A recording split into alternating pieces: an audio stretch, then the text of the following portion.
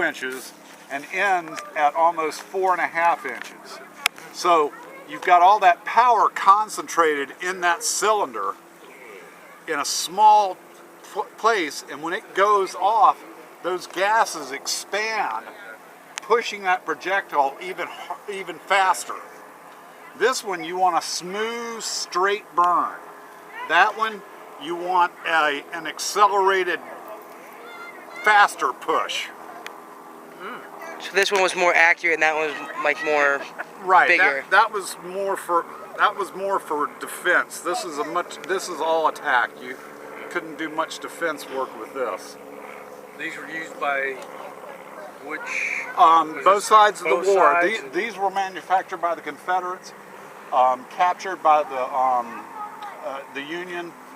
Those were made exclusively by the Union Navy in the Washington Navy Yard and in Portsmouth Navy Yard, and they were prized.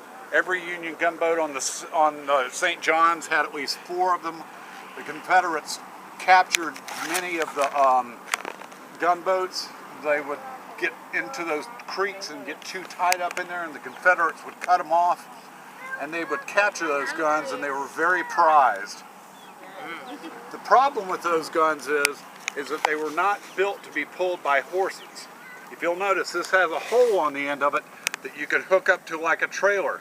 That doesn't. That was meant to be pulled by a gang of 10 to 8 men, like in a dog sled harness. So they had to modify them, but those were some of the most deadly anti-personnel guns of the war. And so both of these guns saw extensive action in the state of Florida. Is it true that this can be taken apart by 3 people? You got it. This thing is meant to hit hard and get out of there fast. See these hubs? There's a little switch on both sides of the wheel. You pop that, the wheel slides off the axle. You have 2 guys doing that at once, while another person took these pins out, pulled the cap squares off, lifted this 200-pound barrel, sat them all on a horse, put the chassis on a 3rd horse, off you galloped. Then you could put it back together just as fast as you took it apart, hit, and go.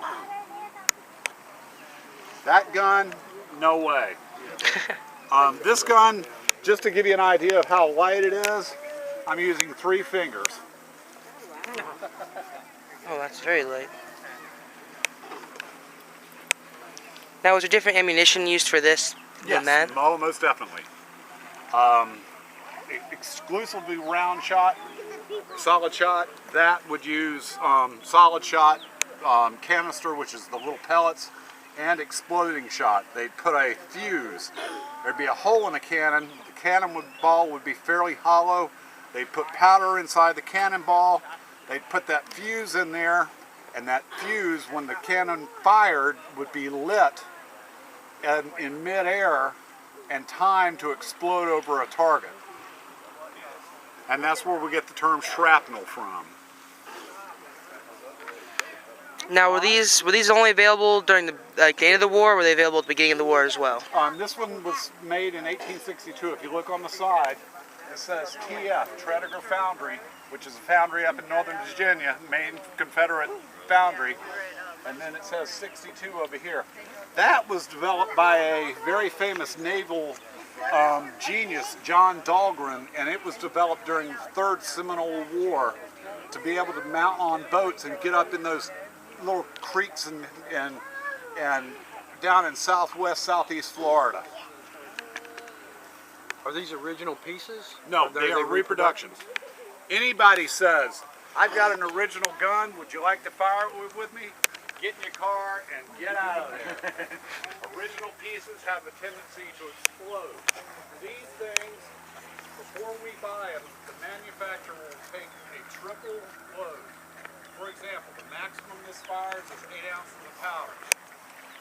Triple that would be fired in that barrel. You take the manufacturer, take it to an X-ray machine. They X-ray it. If there's no cracks, they'll sell it to us. If there's a crack, they have to remelt the whole barrel, recast it, and that's what's called proofing. So the real during the real war they had a lot of accidents. Oh with them yes, exploding. they're in a haste. The army's begging for cannon, begging for cannon. Okay, well this doesn't look totally perfect, but they want the cannon. Let's send it to them. After about 4 or 5 shots, maybe even 50 first shot, the barrel cracks, the gun literally comes apart, and the crew dies. Miniguns, especially these large things that you see on forts, those things were the worst. They would fire those things, and many times on the first shot, just obliterated. That was a dangerous position. Very, very dangerous. Artilleryman or whatever they call it. Okay, our dredge's not going to play with us, but we're going to play. All right, folks, if you'll back up, we're going to do this again.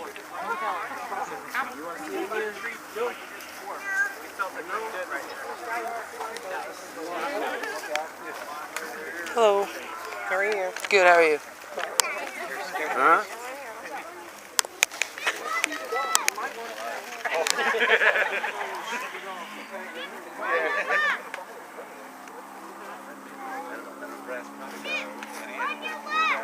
It's 50 caliber bore, so he just packs a bullet in powder, snaps it up. John Oster built a little baby can this size, puts a lot load in there. He does everything. He doesn't shoot anything out of it. But see, actually, 50 caliber bore. But you can see how these people have all depended on each other. If something wrong happens, each crewman is responsible for the other person doing something wrong. The most dangerous position is the person ramming the charge in there, because if they don't sponge it properly, and we're waiting 10 minutes between shots, that's a safety feature. In reality, in combat, they would be firing this as fast as they could, rapid fire. If that person who's sponging, which in this case is Ranger Susie, if she doesn't get those embers out and she rams that new cartridge in that barrel and it hits a spark, spontaneous combustion goes off, and if she's holding onto that ramrod, her arm is going to be ripped off and it's going to go flying downrange with that ramrod. And it's happened very recently. A young man in Maryland, State Park, rapid firing on a 12-pounder. He did that. It's the most horrible film you'll ever want to see. You see the kid go tumbling, you see the ramrod go flying with his arm attached to it. Oh, wow.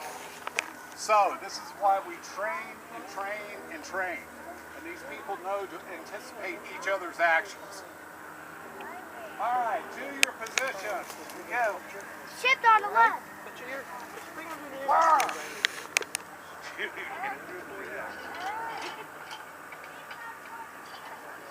Cannon, spot.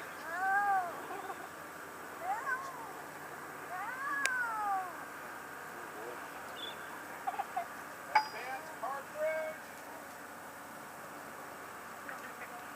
Oh. Ram.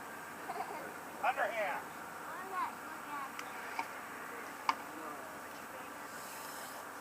Kick and prime. fingers in your ears. Putting the primer in. I am.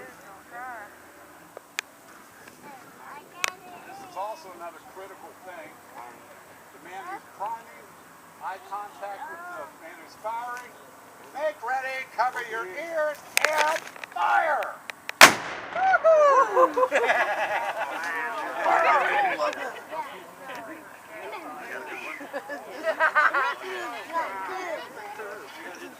Cover that sponge! Going on again. Yeah.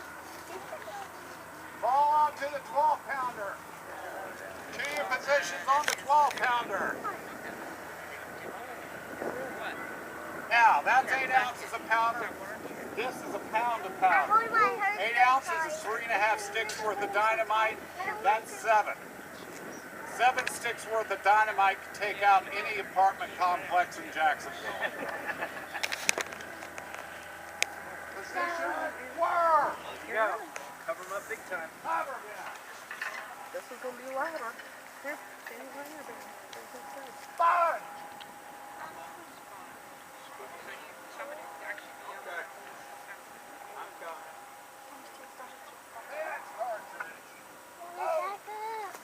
this is good. Right here. Come here. Come here. Guns further away. Ram! Ramming again. We rammed twice because of the weirdness of the barrel. And time. Here it goes. Ready? Go.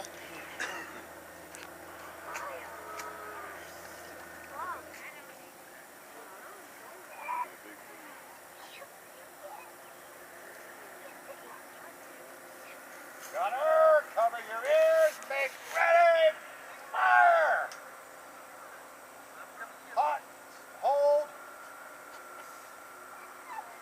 4, 5, 6, 7, 8, 9, 10. I don't want to do it again. Fire!